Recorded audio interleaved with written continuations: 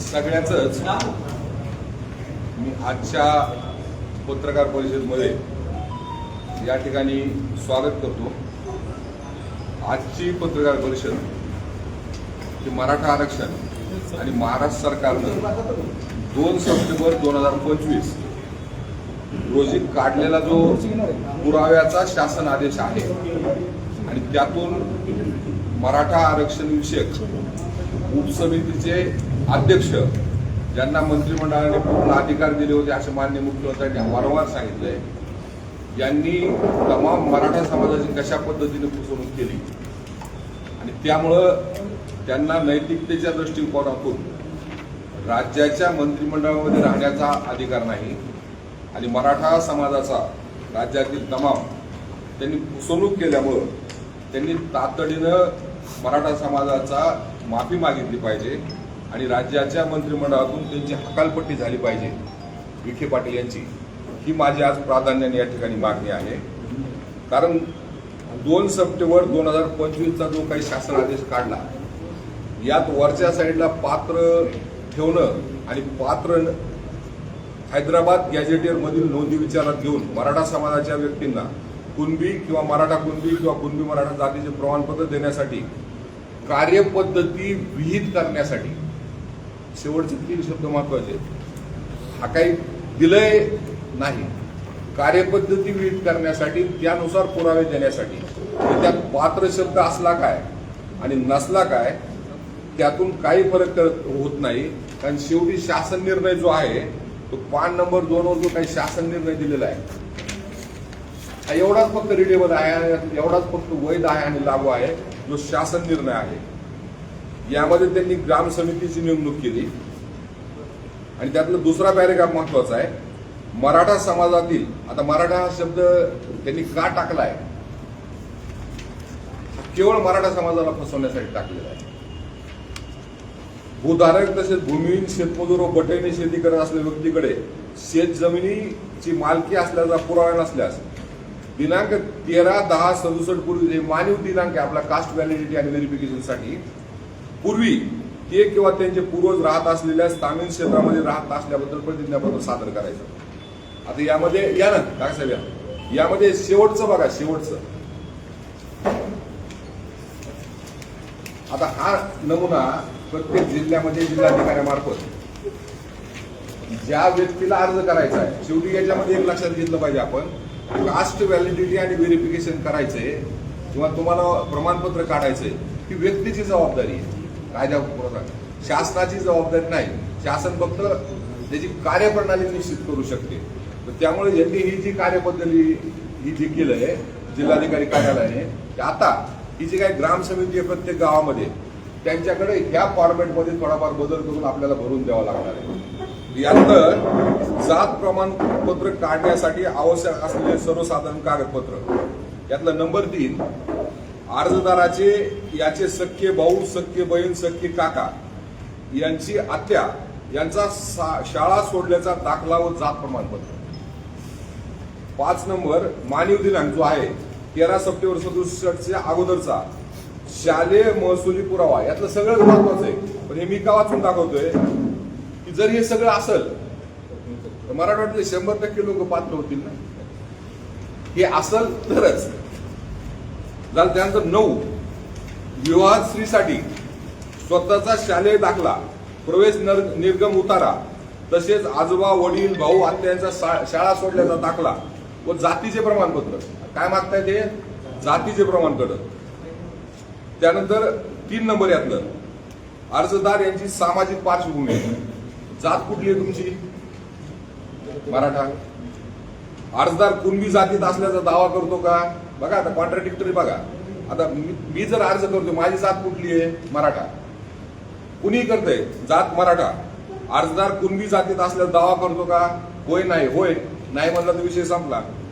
गावातील कुळातील इतर व्यक्तींना कुणबी जात प्रमाणपत्र मिळाले आहे का? मी जर अर्ज करतोय तर माझ्या कुळातील, आणि तेही लक्षात घ्या पॅरेंटल, कायद्याप्रमाणे फक्त पॅरेंटल, मातृसत्ताक आपल्याकडे कुठेही कायद्यात नाही आणि कुठलंही शासन मान्य करत नाही। तर पॅरेंटल कुळातील इतर कुणाला जात प्रमाणपत्र मिळाले का? होय किंवा नाही? होय म्हणलं पुढे वाढलं, नाही म्हणलं तुमचा विषय संपला. जर होय तर खालील त्या व्यक्तीची नाव आहे आणि अर्जदाराशी तुमचं नातं काय आहे. पुन्हा ज्याचं आहे त्यांनी प्रतिज्ञापत्र दिलं पाहिजे, हा माझा नातेवाईक आहे म्हणून ह्या पद्धतीचा नातेवाईक आहे. त्यांनी प्रतिज्ञापत्र नाही दिलं, तुमचा विषय संपला. जातीबद्दल कोणताही पुरावा नसल्यास प्रतिज्ञापत्र दिले आहे का? आता जातीबद्दल पुरावाच नाही, मग त्याचं प्रतिज्ञापत्र द्यायचं. त्यानंतर 5, अर्जदार व त्याच्या कुटुंबाचा या गावात दीर्घकाळ वास्तव कधीच मानवी दिनांक 13 ऑक्टोबर 1967 पूर्वीच असलं पाहिजे आणि त्याचा पुरावा. आता हे 5 जे आहे, 5 जी स्थानिक समिती आहे त्यांनी हा फॉर्म भरायचा आहे. समितीने स्थानिक माहितीच्या आधारे निरीक्षण, अर्जदार व त्याच्या कुटुंबाचा त्या गावात दीर्घकाळ वास्तव 13 सप्टेंबर 1967 पूर्वीचा आहे का असल्याची पुष्टी होते का, होय किंवा नाही. होय असेल तर विषय, नसेल तर विषय संपला. आणि त्यातलं दुसरं, अर्जदाराचा कुणबी जातीशी संबंध असलेला दावा विश्वसनीय वाटतोय का पुन्हा. बरोबर आहे, होय नाही. अर्जदाराने दिलेली माहिती व प्रतिज्ञापत्र यामध्ये तुम्हाला खरं खोटं काय आढळलं हे, आणि त्यानंतर हे सगळं करून ग्राम महसूल अधिकारी, ग्रामपंचायत अधिकारी, सहाय्यक कृषी अधिकारी यांनी सही करायची. आणि हा पूर्ण अर्ज जो आहे हा कॉम्पिटंट अथॉरिटी म्हणतो ज्याला आपण, जात पडताळणी समितीकडे. त्यामध्ये जात पडताळणी समिती जी आहे ते त्यांच्याकडे पाठवायचा आणि तिथे याची स्क्रुटिनी चालू होईल आणि त्या स्क्रुटिनीप्रमाणे गृह चौकशी होईल. त्या गृह चौकशीमध्ये जे आपण म्हणलोय ते सिद्ध झालं पाहिजे, ते दिसून आलं पाहिजे आणि तशा पद्धतीचे पुरावे त्या ठिकाणी मिळाले पाहिजे.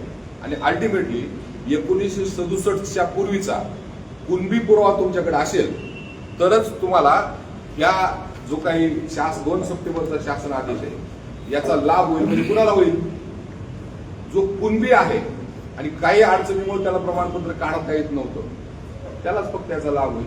म्हणजे मराठा आरक्षणात आले कसे, जर हे कुणबी असेल, कुणब्याचे तुमच्याकडे प्रमाणपत्र असतील, पुरावे असतील, तुम्ही वंशावळ सिद्ध करू शकत असाल, शाळा सोडल्याचे तुमच्याकडे दाखले असतील, तुमचे जे काही कुटुंबातले लोक आहेत त्यांच्याकडे कुणबी असलं पाहिजे, तुमचं नातं सिद्ध झालं पाहिजे, त्यांनी सांगितलं पाहिजे तुम्ही कुणबी आहेत, त्याला हे प्रमाणपत्र मिळेल. म्हणून सगळ्यात मोठी दिशाभूल सरकारनं काय केली, मराठा समाजातील व्यक्ती कोणी ज्यासाठी अर्ज करू शकत नाही. आणि दुसरं यातलं सांगतो मी, ज्याला कास्ट व्हॅलिडिटी आणि व्हेरिफिकेशन माहिती आहे तोही अर्ज तुम्ही आपल्याला ऑनलाईन अर्ज करावा लागतो. याचा ते समजून घ्या प्रोसिजर. आणि तो कोण करतं, SC ST आणि ओबीसी जात आहे का नाही, अदर बॅकवर्ड क्लास आहे तो, क्लास जातीचा समूह आहे तो. आणि त्याच्यामध्ये मंडल कमिशन असतं, वेगवेगळ्या पद्धतीने आत्ताही 27 जाती घातल्या आपण, जाती घालतो जे मुख्यमंत्री सांगतायत आणि राज्य सरकार जे सांगतंय वैयक्तिक देतो, ही राज्याची आणि देशाची दिशाभूल आहे. ओबीसी मध्ये आपण जात घालतो, वैयक्तिक माणूस घालत नाही. जे मुख्यमंत्री वारंवार सांगतायत की वैयक्तिक करावं लागेल तुम्हाला, ती दिशाभूल करतायत. त्यांना कायदा माहित नाही, कायद्याचं त्यांना नॉलेज नाही. ओबीसी मध्ये आपण आधी जात प्रमाणित करतो आणि जात घालतो. या ज्या जाती आहेत ओबीसी मध्ये, या सगळ्या प्रमाणित झालेल्या जाती त्या मागास आहेत म्हणून त्या जाती त्यामध्ये गेलेल्या आहेत. आणि महत्वाचं त्यातलं जे आहे ना, त्या जातीला क्रमांक पडलेले आहेत, 1 2 3 4 नंबर प्रमाणे जात आहे. ज्या आहे 84 86 वर कुणबी जात, इतर जात ह्या जाती पडलेल्या आहेत. हे जर तुम्हाला पाहिजे असेल तर ते मी सगळ्याच्या पीडीवर टाकतो. ज्याला अर्ज करायचा आहे त्याला प्रमाणपत्र कोणाचं पाहिजे, कुणब्याचं पाहिजे.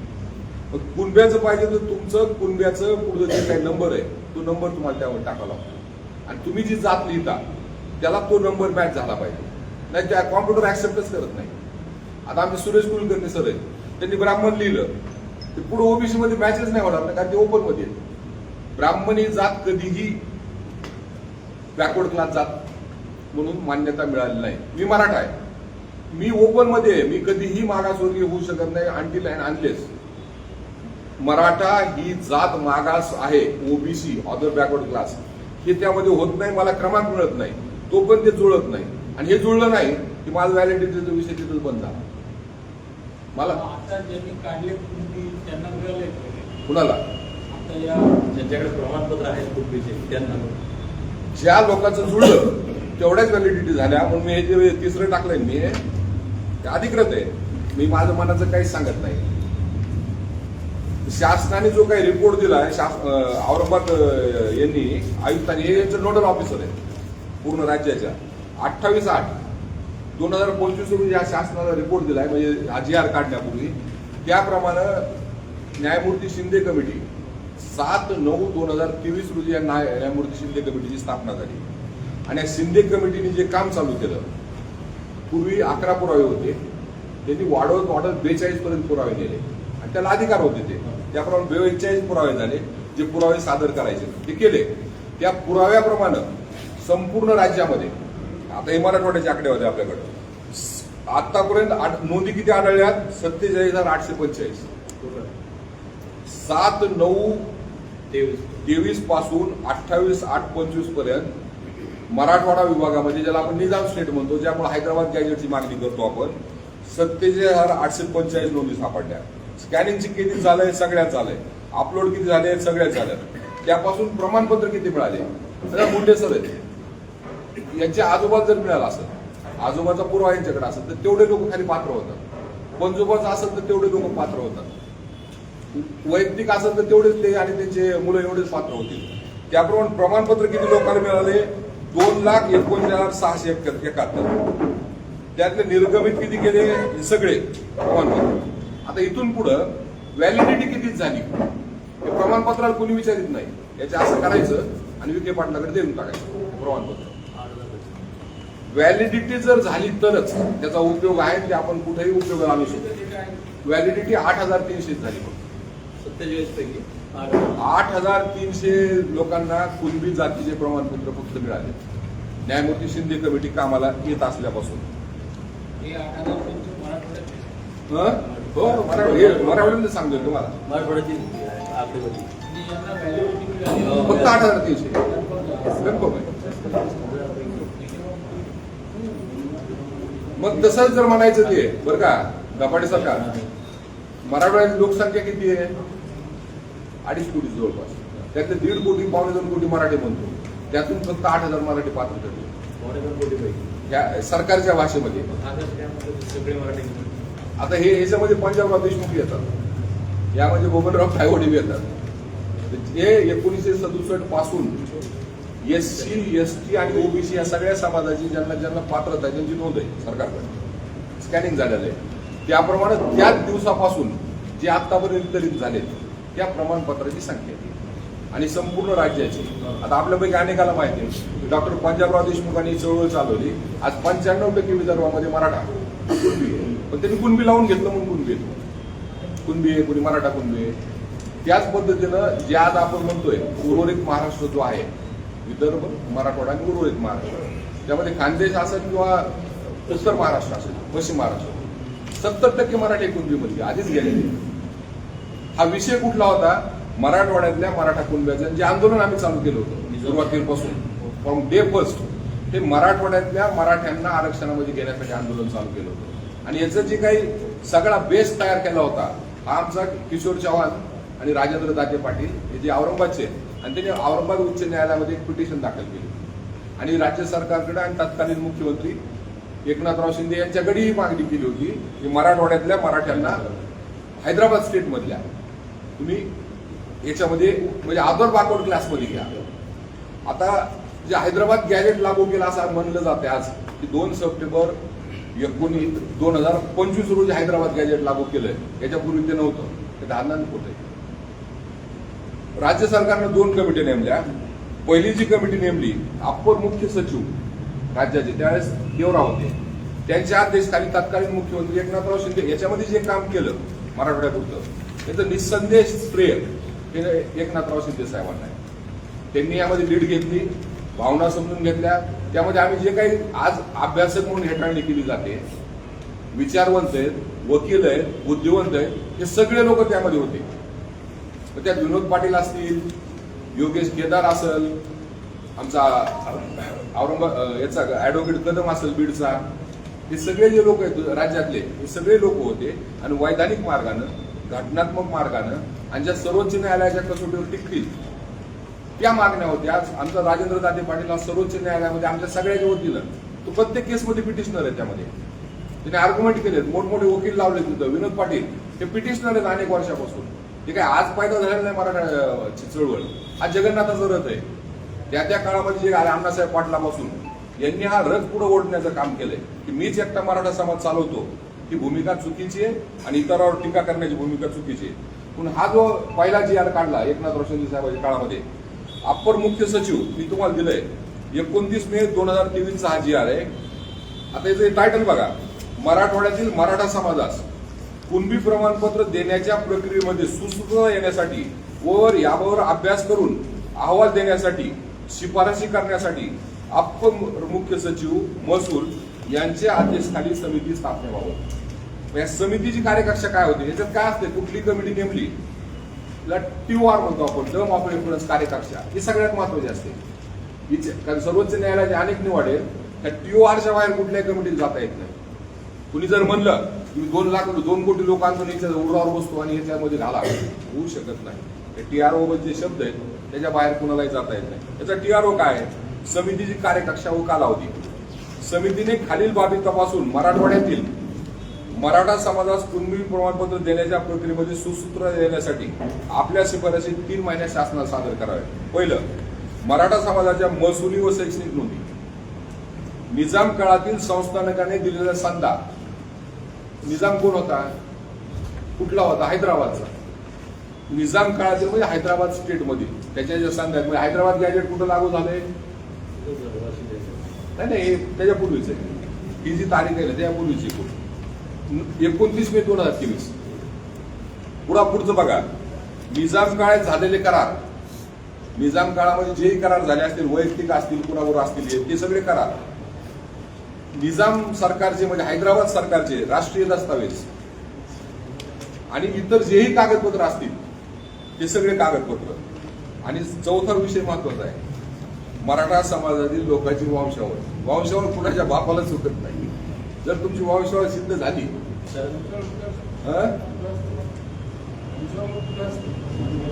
वंशावळ तुम्हाला याच्याप्रमाणे सिद्ध करावं, महसुली कागदपत्रांनी सिद्ध करावं.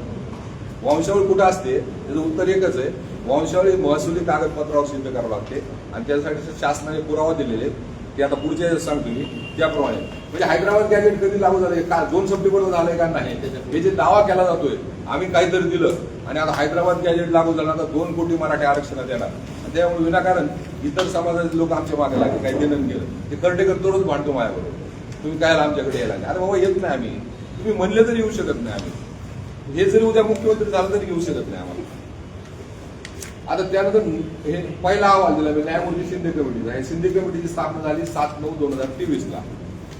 न्यायमूर्ती संदीप शिंदे यांच्या अध्यक्षतेखाली गठीत समितीच्या स्वीकृत केलेल्या, म्हणजे मुद्दाम दिलं मी, स्वीकृत केलेल्या पहिल्या अहवालाच्या अनुषंगाने करायची कार्यवाही. म्हणजे ह्या कमिटीने काय केलं आणि त्याच्यानंतर सरकारने काय केलं. आता हे पहिलं हायलाईट केलंय प्रस्तावना, तुम्ही वाचून घ्या. आता याच्यामध्ये जे पुरावे मला विचारलंय तुम्ही, कोणते पुरावे इथे लिहिलेले, महसुली अभिलेखे, जन्म मृत्यू रजिस्टर, शैक्षणिक अभिलेखे, राज्य उत्पन्न शुल्कातील अभिलेखे,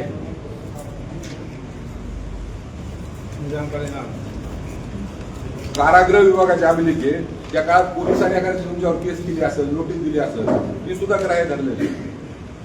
सहजिल्हा निबंधक किंवा मुद्रांक त्यांच्याकडले भूमी अभिलेखा विभागाचे जे डॉक्युमेंट असतील सगळे, हे पुढे सगळं दिलंय बघा.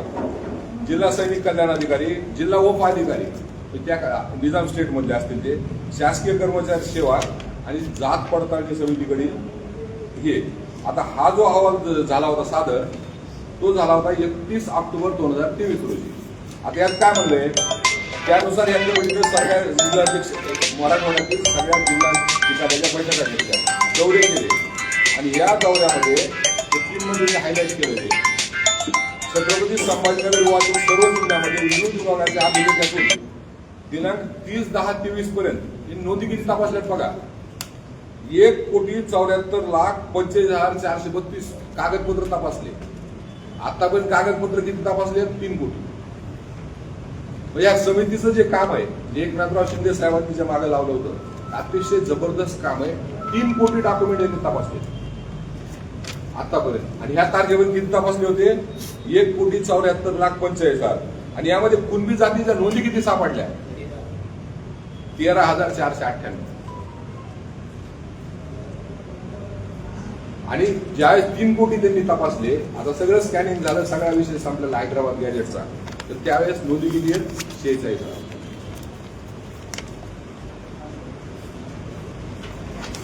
याचा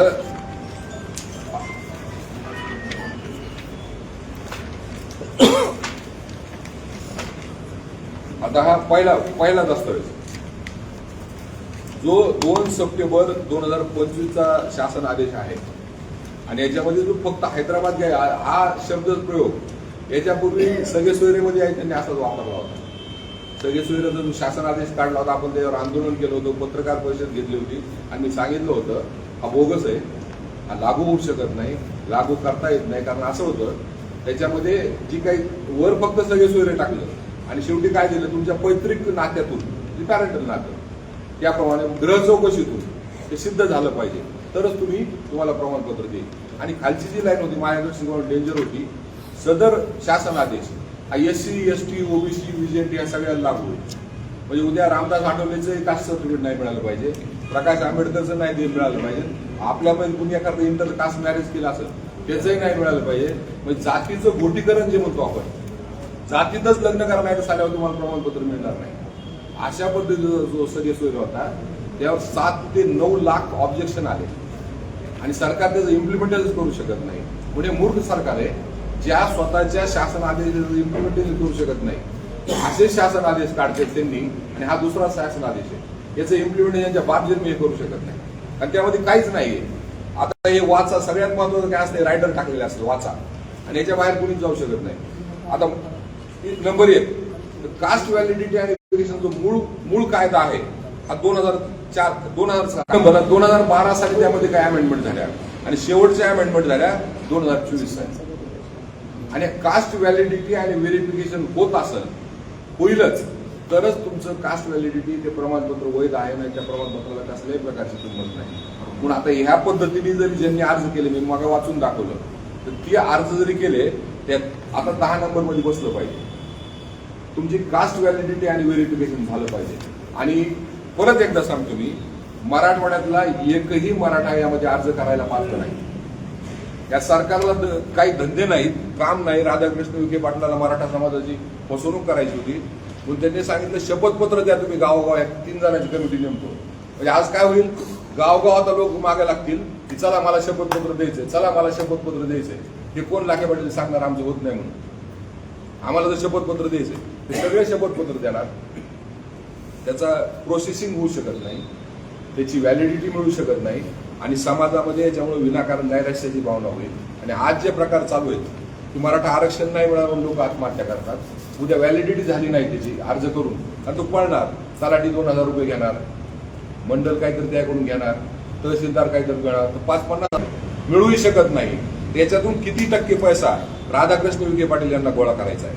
त्यासाठी त्यांनी अशा पद्धतीनं समाजाच्या लोकांना, ज्यांना कधीही त्यांची जो अनटिल अँड अनलेस जो पण मराठी कुणी असू द्या अदर बॅकवर्ड क्लासमध्ये जायचंय, तर त्यांच्यासाठी एकच नियम आहे की त्यांची जात ही मागास निश्चित झाली पाहिजे, तिला कोर्टाने मान्यता दिली पाहिजे, नुसतं आयोगाने अहवाल. आणि त्या घटना दुरुस्तीतून राज्याला 15/4/16 शिक्षणातलं आरक्षण, नोकरीतलं आरक्षण याची पाहणी करायचे अधिकार सुद्धा काढून घेतलेले. तुम्ही पाहणी सुद्धा करू शकत नाही, ते आरक्षण देणं नंतरच. त्यानंतर जो काही इंदिरा साहनीचा कायदा आपल्या देशात आहे, जो 9 बेंचने दिलेला कायदा आहे, 9 जे सुप्रीम कोर्टाचे बेंच असतात 9, आणि याची ग्रॅव्हिटी काय आहे, रानटी मी बोलून उपयोग नाही, रानात काय बोलायचं. तर गेल्या इंदिरा साहनी नंतर जजमेंट आलं 92-93ला, आता 22 वर्ष झाली. 22 कसे 10 आणि 25 35 वर्ष झाले. एकही 9चं बेंच सर्वोच्च न्यायालयामध्ये बसलेलं नाही, एकही 9चं बेंच सर्वोच्च न्यायालयामध्ये बसलं नाही, सिटिंगच नाही. आणि हा जर इंदिरा साहनी तुम्हाला पास करायचा आहे तर 11चं सर्वोच्च न्यायालयामध्ये बेंच बसावं लागेल. खंडपीठ, त्यानंतर कॉन्स्टिट्युशनल पीठ, घटनात्मक, हे 3चं, ते 5चं, त्याच्यावर बसवायचं 7चं, त्याच्यावर बसायचं 9चं, त्याच्यावर 11चं, आणि त्याच्यावर सगळे जेवढे 30-35 लोक आहेत ते एकदाच बसले होते. जी घटना दुरुस्ती डॉक्टर बाबासाहेब आंबेडकरांनी पहिली केली होती चंपकराज दुराई आणि प्रकरणामध्ये, आणि त्यावेळेस घटना जे 9वं शेड्यूल आलं घटनेमध्ये ते डॉक्टर बाबासाहेब आंबेडकर हयात असताना झालं, चंपकराव दुराई केसमध्ये. आणि जे माणूस SC नव्हता, म्हणजे ओपन तो पात्रच नव्हता मेडिकल ऍडमिशनला, त्याने अर्ज केला सर्वोच्च न्यायालयामध्ये, आधी हायकोर्टामध्ये गेला, सर्वोच्च न्यायालयामध्ये केला. त्या आरक्षणाचा माझ्यावर परिणाम व्हायला लागला. त्याचं फुटिंगच नव्हतं, तरी सर्वोच्च न्यायालयाने त्याच्यासारखा निकाल दिला. डॉक्टर बाबासाहेब आंबेडकर पहिली घटना दुरुस्ती करून घेतली की तुम्ही अर्ज करायला तरी पात्र आहात का नाही, आणि 9वं शेड्यूल टाकलं. आणि त्याचंही 2014ला केशवानंद भारतीनंतर सर्वोच्च न्यायालयाने स्पष्ट सांगितलं की जे तामिळनाडूचा रेफरन्स आपल्याला दिला जातो की 9व्या शेड्यूलमध्ये काही दॅट इज नॉट डस्टबिन, ही कचरापट्टी नाही, तुम्ही काय उचलायचं 9व्या पिढी टाकायचं. याचं आम्ही कायद्याच्या कसोटीवर, घटनेच्या कसोटीवर त्याचं परीक्षण करणार. म्हणून आज संसदेने जरी काही कायदा केला, अनटिल अँड अनलेस सर्वोच्च न्यायालय त्याला घटनात्मक मान्यता देत नाही, तो कायदा देशात अस्तित्वात येत नाही. 9वं शेड्यूल आहे ते बाद झालेलं आहे या देशामधून. 9व्या शेड्यूलचा रेफरन्स आता कुणीही देऊ शकत नाही, कारण त्याची स्क्रुटिनी सर्वोच्च न्यायालय करते. That is Keshavananda Bharati judgment. म्हणून या देशामध्ये काही जरी मिळवायचं असेल तुम्हाला, कायद्यानं, घटनेनं आणि सर्वोच्च न्यायालयाच्या कसोटीवर टिकणार असलं तर तुम्हाला मिळू शकेल. हे भंपक जो काही विखे पाटलांनी हा शासन आदेश काढलाय हा बोगस आहे. त्यांनी संपूर्ण मराठा समाजाची फसवणूक केलेली आहे. म्हणून मी परत आपल्याला विनंती करतो की विखे पाटलांनी मराठा समाजाची माफी मागितली पाहिजे. आज हे लोकांना कळत नाही, हे कळणार नाही लोकांना. त्या पुढचं सांगतो मी की ते माफी मागितली पाहिजे. नाहीतर माननीय मुख्यमंत्री देवेंद्र फडणवीस सातत्याने सांगताय की मी मराठा समाजाला जे पात्र आहेत त्यांनाच कुणबी आरक्षण देईल, जे पात्र नाहीत त्यांना देणार नाही. ओबीसीचा मेळावा आहे ते काल त्यांनी सांगितलं की एकही मी तुम्हाला देणार नाही. राज्याचा प्रमुखच सांगतोय रक्तसंबंधाचे नाते असतील तुम्हाला आणि तुम्ही राजीनामा दिला पाहिजे, त्यांची हकालपट्टी झाली पाहिजे आणि त्यांनी मराठा समाजाची माफी मागितली पाहिजे. आणि जर आता 17 सप्टेंबरच्या पूर्वी आम्ही एक आंदोलन करतो विकासाचा, तो विषय वेगळा आहे. 17 सप्टेंबर पर्यंत जर विखे पाटलांनी या प्रमाणपत्र द्यायची निश्चित कार्यपद्धती सांगितली नाही, अशा पद्धतीनं मराठा समाजाच्या लोकांना कार्यपद्धती मिळणार तर विखे पाटलाच्या घरासमोर लोणीला, शिर्डीला किंवा रॉयल्स्टनला याच्यापैकी कुठंतरी आम्ही आंदोलन चालू करणार आहोत लाक्षणिक उपोषणाचं 17 सप्टेंबर नंतर. त्यासाठी संभाजीनगरला येत्या 2-3 दिवसामध्ये महाराष्ट्रामध्ये जेवढेही वैधानिक मार्गानं मराठा समाजासाठी काम करणारे लोक आहेत, कारण काल सकाळपासून कमीत कमी 200-250 लोकांनी मला फोन आले जे समाजामध्ये अत्यंत सक्षमपणे आणि घटनेच्या जाणीवतून काम करतात, ज्यांना घटना समजते आणि कशा पद्धतीने आरक्षण मिळू शकतं हे त्यांना समजतं. अशा लोकांची एक बैठक आम्ही छत्रपती संभाजीनगरला घेत आहोत आणि त्या बैठकीमध्ये आम्ही हा निर्णय घेऊ की विखे पाटलाच्या घरासमोर कधी उपोषण करायचं आणि त्या ठिकाणी आम्ही उपोषण करू. आणि Vikhe Patil until and unless दिली प्रमाणपत्र मराठ्यांना, कुणब्याला मी म्हणत नाही, समजून घ्या, कुणब्याला एकाही मराठ्याला त्यांनी प्रमाणपत्र कसं द्यायचं हे जोपर्यंत आम्हाला सांगत नाही तोपर्यंत आमचं लाक्षणिक उपोषण त्या ठिकाणी चालू राहील. आणि त्यापूर्वी आपल्या माध्यमातून विनंती करतो की मराठा समाजातल्या सगळ्या जे लोक घटनात्मक मार्गाने काम करतायत त्यांच्याबरोबर एक बैठक विखे पाटलांनी तातडीने घ्यावी. आणि मी आजच त्यांना आपली पत्रकार परिषद झालं की त्यांना फोनवरही बोलतोय आणि एक ईमेल टाकतोय की तातडीने आम्हाला बैठकीसाठी वेळ द्या. आणि 2 सप्टेंबरचा हा जो GR आहे हा वैध कायदेशीर कसा आहे आणि यातून मराठा समाजाला कशा पद्धतीने अर्ज प्रमाणपत्र मिळू शकतं, व्हॅलिडिटी होऊ शकते, मी मराठा आहे तर मी त्यामध्ये कसा अर्ज करायचा आणि प्रमाणपत्र घ्यायचं. माझा कुठलाही कुणबीपणाचा माझ्याकडे पुरावा नाही, 1967चा नाही, माझ्या 10 पिढ्यामध्ये कुणीही कुणबी राहिलेला नाही, मी शुद्ध मराठा आहे. तर मला मराठा म्हणून ते कसं प्रमाणपत्र देणार ते विखे पाटलांनी या ठिकाणी सिद्ध करून दाखवावं.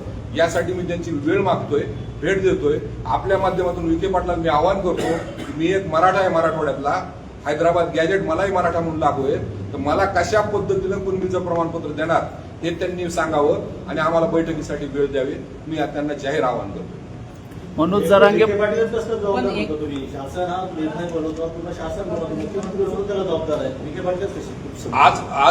आज जी शासनाची रचना झालेली आणि ज्या पद्धतीने त्यांनी रचना नेपथ्य रचना केली या ठिकाणी देवेंद्र फडणवीस अतिशय चतुर माणूस आहे. ते म्हणलेच ना कुठं मी मराठ्याला आरक्षण दिलंय म्हणून, म्हणत नाही कुठं.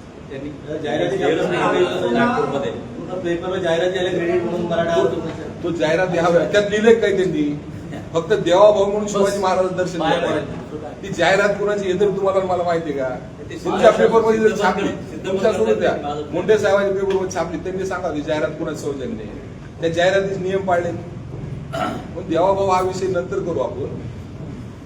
मुख्यमंत्र्यांनी एकच मिनिट, मुख्यमंत्र्यांनी स्पष्ट सांगितलेलं आहे आणि रेकॉर्डवर सांगितलंय की मराठा आरक्षण विषयक कमिटीचे अध्यक्ष विखे पाटील यांना मंत्रिमंडळाचे मी पूर्ण अधिकार दिले. मंत्रिमंडळाचे पूर्ण अधिकार दिले. दॅट इज फुल्ली इम्पॉवर्ड कमिटी आणि त्यांनी तो निर्णय घ्यावा. पण भुजबळ जे सध्या बोलतात ते आम्हाला विश्वासात घेतलं नाही. तर भुजबळ साहेबांनी थोडं थांबलं पाहिजे, विचार केला पाहिजे आणि विनाकारण मराठा आणि ओबीसी वाद वाढवण्यासाठी जे काही फडणवीसची नको त्रास नाही, इकडूनही वाढवायचं तिकडूनही वाढवायचं, पुन्हा आम्ही म्हणायचं भुजबळ विरोध करतायत ना, आमचं जर डिबेट पक्कच आहे. हाके विरोध करतोय ना, मग आमचं पक्कच आहे. असं होत नसतं, अशी थिअरी चालत नसते. त्या पद्धतीनं आता मॅनेज केलं जातं. जो पण हे लोक ओरडत नाही, तो पण आमच्या समाजाला खरं वाटत नाही. त्यांची फसवणूक नाही झाला. बघा, आपल्या माध्यमातून माझं जरांगे पाटलाचं आव्हान आहे, त्यांनी वैधानिक मार्गाचा विचार करावा, वैधानिक लोकांबरोबर चर्चा करावी. आपण संख्याच्या बळावर या देशामध्ये काही पदरात पाडून घेऊ शकत नाही, हे सिद्ध झालेलं आहे. पटेलांनी तर इतकं प्रचंड आंदोलन केलं होतं गुजरातमध्ये, पटेलांना न्याय मिळाला नाही, कारण ते घटनात्मक नव्हतं. त्याच पद्धतीनं जाटांनी राजस्थानमध्ये आंदोलन केलं. त्यांचा एक नेता आहे कर्नल करोडीमल, एका ठिकाणी 39 लोक गोळीबारामध्ये मृत्युमुखी पडले होते. रेल्वे उखडल्या त्यांनी, रस्ते पण पाडले. रेल्वे उखडणं हे प्रचंड कठीण काम आहे. हे यांनी केलं, जाटांनी, गुर्जरांनी केलंय, पटेलांनी केलं. आणखीन आम्ही मराठा समाज तिथपर्यंत पोहोचलोच नाही. तरीही यापैकी कुणालाही आरक्षण मिळालं नाही. दोन विषय मिक्स होऊ शकत नाही. आज मराठा समाज असेल, जाट असेल, गुर्जर असेल, कापू असतील, हे आम्ही सगळे कृषक समाज आहेत. आमचं नातं काय, आम्ही कृषक समाज आहे. शेती प्रचंड अडचणीत आहे, आर्थिक दृष्ट्या आम्ही प्रचंड अडचणीत आहे. म्हणून आमचा समावेश ओबीसीमध्ये होईल का? तो होणार नाही. याच्यासाठी जर सरकार काही स्पेशल कायदा करणार असेल कृषक समाजाला घालायचं, जी आमची मागणी आहे 50% पुढचं, पण विनाकारण समाजाला जे मिळणार नाही आणि वैयक्तिक तुम्हाला प्रत्येक कसोटीवर उतरावं लागेल, असं चुकीच्या दिशेने नेलं जातंय. आणि यामुळे झालं काय, जे वैध 10% आरक्षण आम्हाला होतं आणि यांनी काय केलं, आपल्या माध्यमातून मी आपल्याला सांगतो. मुंबई उच्च न्यायालयामध्ये ज्यावेळेस 2018ला देवेंद्र फडणवीस यांनी एससीबीसीचं आरक्षण लागू केलं, त्यानंतर सर्वोच्च न्यायालयामधून ते आरक्षण संपलं. दरम्यानच्या काळामध्ये ईडब्ल्यूएस आरक्षण लागू झालं होतं. कायदा असं सांगतो की 2 आरक्षणाचा नाही, who is not SC, who is not ST, who is not OBC, he is entitled for EWS. म्हणून त्या काळामध्ये ईडब्ल्यूएस एससीबीसी संपल्यानंतर ईडब्ल्यूएस मराठ्यांना मिळत होतं आणि 10 पैकी 8-9 मराठ्यांची मुलं ईडब्ल्यूएस म्हणून लागत होते. मेरिटी कमी येत होतं एज्युकेशन संस्थेमध्ये. विनाकारण हे आंदोलन करून, चुकीच्या मागण्या करून राज्य सरकारनं जो एससीबीसी कायदा सर्वोच्च न्यायालयाने फेटाळला, खंडपीठाने फेटाळला, ज्याच्यावर परत कायदा करता येत नाही. काय म्हणतो लक्षात घ्या, जो कायदा सर्वोच्च न्यायालयाने फेटाळला त्यावर देशातली कुठलीही विधानसभा परत कायदा करू शकत नाही. तरीही तोच एससीबीसीचा कायदा मंजूर केला, जो आता हायकोर्टामध्ये चॅलेंज झालाय. पहिल्या दिवशी न्यायमूर्तींनी सांगितलं दिस पिटिशन म्हणजे याच्या आउटकम मध्ये जे काय आहे, याच्या निष्कर्ष निघल त्याच्यामध्ये हा लागू आहे. म्हणजे आता दरम्यानच्या काळात एससीबीसी मधून जेवढे मुलं लागतील त्याचा अंतिम निकाल जो येईल त्या निकालामध्ये ती मुलं असतील, प्रवेश घेतलेले असतील, नोकरीतले असतील. आणि जर त्या तिथे रद्द झालं, 100% रद्द होणार आहे, कारण तो 50%च्या पुढचं आरक्षण देण्याचा राज्य सरकारला आजही अधिकार नाही, कालही नव्हता. आणि एससीबीसी आरक्षण जे आहे ते 50%चं राज्य सरकारने दिलेलं आहे. आता सर्वोच्च न्यायालयानं, उच्च न्यायालय कसे चालतात आपल्याला माहिती आहे. हायकोर्टामध्ये सध्या टिकून धरलेलं आहे ते. त्यामुळे झालं काय, ईडब्ल्यूएस मराठ्यांचं संपलं.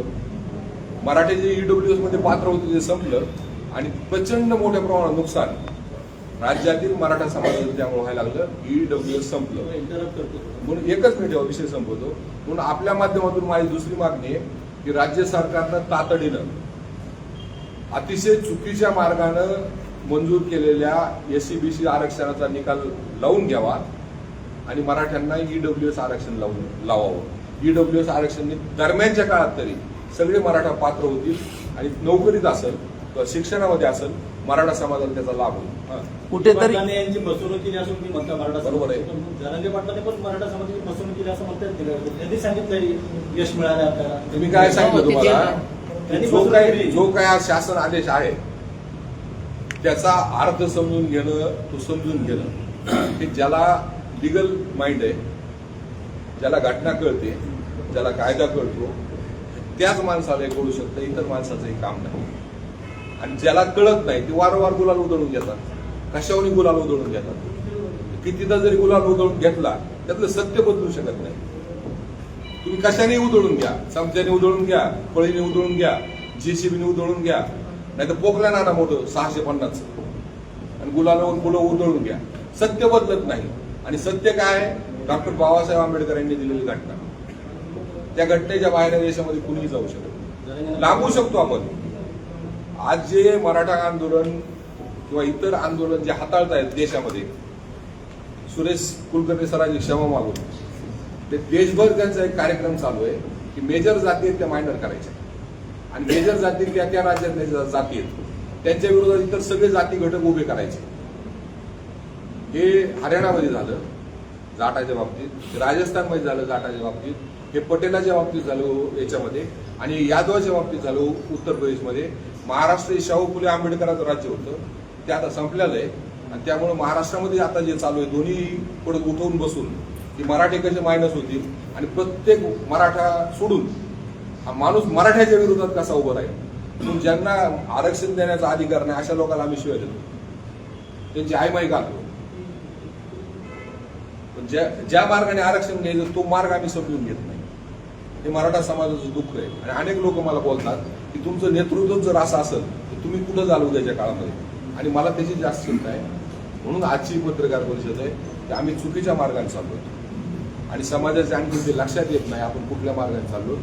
म्हणून वैध घटनात्मक डॉक्टर बाबासाहेब आंबेडकरांचा जो मार्ग आहे देशात त्या दिशेने जर मराठा समाज गेला तर उद्या मराठा समाज ज्याला आपण म्हणतो सांप्रदायिक राहील, तो टिकून राहील, नाही तर संपलेला असेल. आणि जे काही शेवटचं आहे मराठा समाजाचं मोठं क्षेत्र सहकार आणि राजकारण, त्यातूनही गेल्या 10 वर्षामध्ये हळूहळू मराठा समाज संपून चालला. त्याचं कारण असं आहे की मराठे एक होत नाही. सहकार आणि राजकारण त्यातूनही मराठा समाज संपत चाललाय. यांचा जो विषय आहे तुम्ही म्हणतायत की हे 2 वर्षापूर्वी झालं. बरोबर आहे. बरोबर आहे. हो. ही साधी गोष्ट ज्यावेळेस हा म्हणजे घेतला जरा निर्णय घेतला त्यावेळेस त्यांच्या लक्षात आलं नाही का किंवा त्यांच्यामुळे त्याचे 2 कारण असू शकतात. एक तर विखे पाटील आणि हे सरकारवर आपण सरकार म्हणून एक विश्वास ठेवतो, तो एक भाग असावा. आणि दुसरं ज्या पद्धतीनं त्या दिवशी हायकोर्टाची भूमिका होती आणि हायकोर्टाने म्हणजे मी तर त्या दिवशी मला असं अंगावर काटा आला होता. खरं सांगतो तुम्हाला की ज्यावेळेस मी नाव घेत नाही त्यावेळेस न्यायमूर्तींनी सांगितलं 3 वाजेपर्यंत जर यांना खाली केलं नाही आम्ही स्वतः रस्त्यावर उतरू. हे देशाच नाही जगाच्या इतिहासातलं पहिलं प्रकरण असं की न्यायमूर्ती म्हणतो की जर हे हटवले नाही 3 वाजता तर आम्ही रस्त्यावर उतरू. म्हणजे हे ज्या घटनाबाह्य शक्ती आहेत त्यांचं न्यायालयावर कसं दबाव आहे हे लक्षात घ्या. न्यायालय ही भाषा बोलू शकते देशात. याचा काही फायदा होईल का? 1% नाही.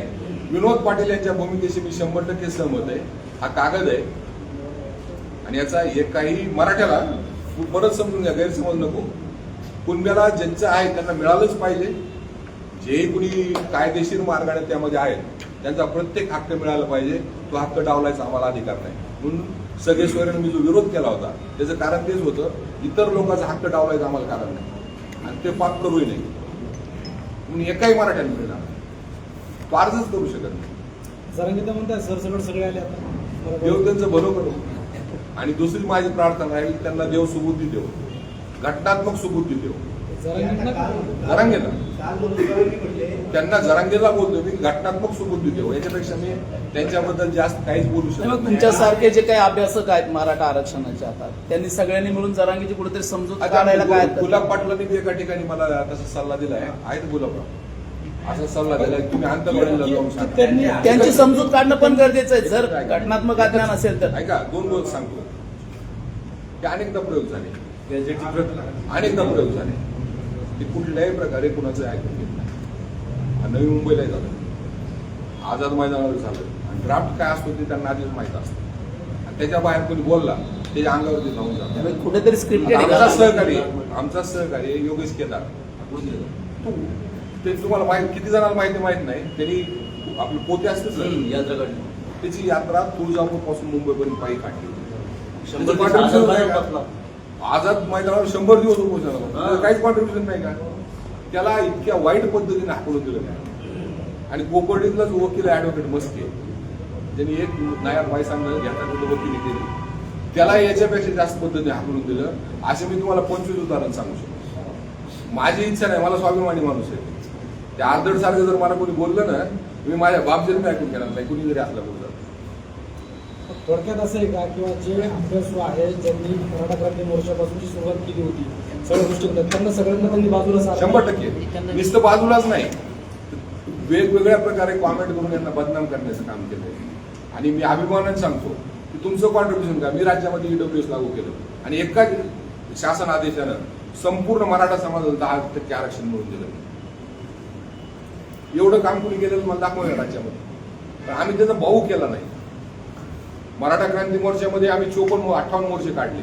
आम्ही नाव सुद्धा देत नव्हतो, आपले सगळे पत्रकार बांधवाला माहिती आहे, आम्ही नाव सुद्धा देत नव्हतो. आम्ही आमचे चेहरे सुद्धा समोर आणले नव्हते. मराठा क्रांती मोर्चा, तुम्ही त्या काळात काय केलं? तर आम्ही नावच वापरलं नाही, आम्हाला गरजच नाही ती.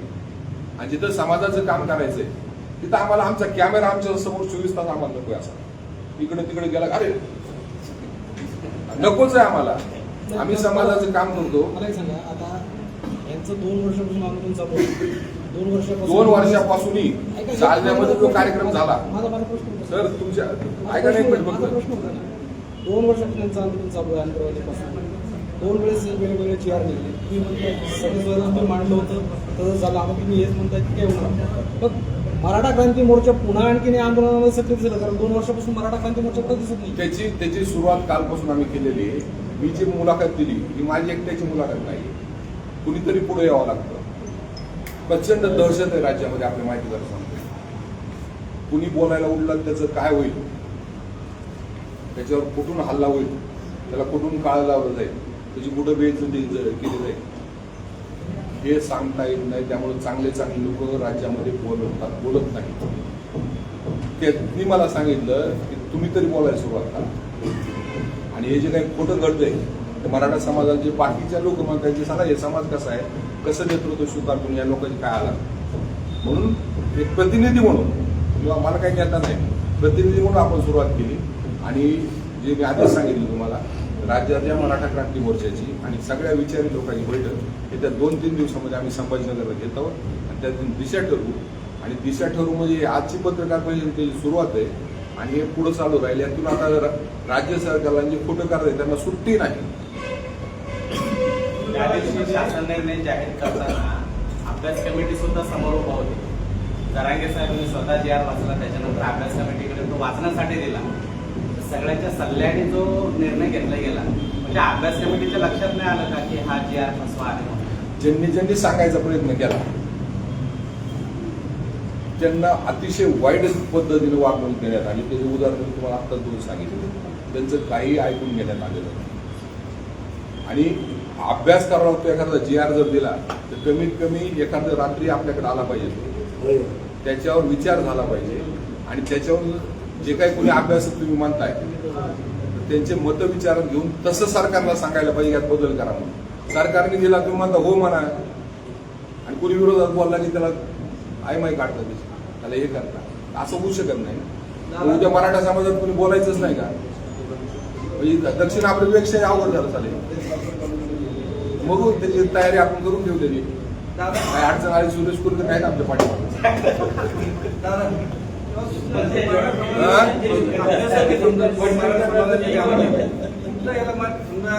होऊ शकत नाही. कायद्यात एक विरोध स्पष्ट करतात.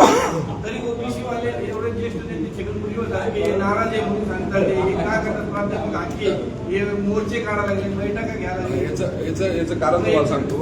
या राज्याचे सध्याचे मुख्यमंत्री हे प्रचंड चतुर मुख्यमंत्री आहेत. ते स्वतः कुठंच तुम्हाला दिसणार नाही. त्यांनी एक कडून मराठा आंदोलन उभं केलं आणि एककडून ओबीसीचे आंदोलन उभं करतात आणि त्यातून ते असं दाखवतात की आता समजा मराठ्यात 1-2 दिवस भावना गेली मराठ्यामध्ये की साला हा GR बोगस आहे, की लगेच भुजबळ आणि हाके राज्यभर आणि हाकेला एक लोक माणूस नव्हता येत त्याच्याकडे. आता बघा ते सभा केवढ्या मोठमोठ्या व्हायला लागल्या. त्या सभेला माणसं कुठून येते हे आम्हाला माहिती आहे. तर ते उभं केलं मग आमचे लोक काय म्हणतात आता मला आज दादा मग साला ते लोक विरोध करते म्हणजे आपलं खरंच असलं पाहिजे. मग भेटलं ना आपल्याला, आपलं खरंच आहे ना. थेट असा प्रश्न आहे, 2 वर्षापासून जरांगे आंदोलन करत नाही. मराठा क्रांती मोर्चाचं जी काही मागणी आहे, जे काही आंदोलन होतं ते सगळं हायटेक त्यांनी केलं होतं मागच्या 2 वर्षापासून. ते खूप बरोबर आहे. आता मराठा क्रांती मोर्चा त्यांच्याकडे गेलेलं जे हायटेक केलेलं जे आंदोलन आहे ते परत घेण्यासाठी विषय आंदोलन हायजॅक करायचं नाही. आपण साक्षीदार आहेत आपल्या माहिती करता. जालन्यामध्ये मनोज जरांगे पाटलांची जी प्रचंड मोठी मिरवणूक काढली आणि त्यांची जी मोठी सभा घेतली होती तिच्या पायाचे दगड आम्ही आर्थिक आणि सगळ्या गोष्टीमध्ये पायाचे दगड आम्ही स्टेजवर नाही गेलो. प्रास्ताविक करतो ना आभार प्रदर्शन म्हणतो म्हणून सुद्धा आम्ही मागणी नाही केली. ज्या दिवशी दिसलं आंदोलनाची दिशा चुकीची आम्ही बाहेर पडलो. तोपर्यंत जे आंदोलन होतं आमच्या विचाराने होतं, त्यामध्ये सगळे होते, किशोर चव्हाण असतील, राजेंद्र राजे पाटील, जे अनेक वर्षापासून पाठवले होते आणि आम्ही कधी कोणावर टीका नव्हतो बोलले किंवा याला शिवाय दे त्याला शिवाय दे असा उद्योग केला नाही. आणि नंतर लक्षात आलं की ज्या दिवशी सगळे सोयरी झाला ते लक्षात आलं की सगळं मूर्त बनवायचं सरकारने मूर्त बनवलं. त्या दिवशी आम्ही आंदोलन चालू केलं. त्या दिवशी आंदोलन आता गरज वाटायला लागली समाजाला आणि सगळ्या लोकांना ते सारा अतिरेक व्हायला लागला. एकदा फसलं ठीक आहे, आता सातत्यानं फसवलं जातं आणि खोट्या पद्धतीने इतक्या म्हणजे चीप पद्धतीने फसवलं हे सालं लाज वाटते. ही साली इतक्या सोप्यात सरकार फसवू शकतं का? करोडो मराठी मुंबईत गेले, लाखोनी मराठी गेले, सगळी मुंबई ताब्यात घेतली, सगळे तिथं हे बंद केलं, त्यांना खाणं पिणं बंद केलं, हॉटेल बंद केल्या. त्या काल बघितला का आपण लालबागचा राजा लवकर बुडला बी नाही, त्याचं अन्नछत्र बंद केलं, त्यामुळे तो नाराज झाला सारा लालबागचा राजा. म्हणलं मराठ्याचं अन्नछत्र बंद केलं. तर गावोगावून एवढं अन्न आलं की ते मुंबईतल्या लोकांना वाटलं आम्ही पत्रकार तर सगळे आमचंच खात होते. मुंबईचे हो विषय काय चाललाय त्याच्या प्रश्न इतकं म्हणजे समाजाची भावना तुम्ही समजून घ्या. इतक्या पद्धतीनं समाजाने आपल्याला त्या आंदोलनामध्ये झोकून दिलेलं आहे ते आपल्याला मिळणार आहे. आणि आता हे शेवटचं आंदोलन 100% मराठी आता आम्ही आरक्षणाचा काय म्हणून काल 36 तास राजा बुडला नाही आल्या म्हणजे मराठ्याला खाऊ घालून काय बुडतच नव्हता. मग आम्ही कोळ्याला विनंती केली बाबा बुडवा राजा. आमचे कोळी बांधव पुढे झाले, महाराष्ट्रीनं गुजराती करून दिले आणि मग राजा बुडा, मग राजा बुडा. आणखीन काय पाहिजे? गणपती सुद्धा साथ आहे आम्हाला, पण आम्हाला घेता येणार. दुसरा विचार एक प्रश्न आहे, बा गणपती दूध पिऊ शकतो ना, मग आमचा राजा बुडत बी नाही आमच्या. त्याला मान्यता आहे, त्याला तुम्हाला मान्यता द्यावं लागेल. एबीपी माझा, उघडा डोळे बघा नीट.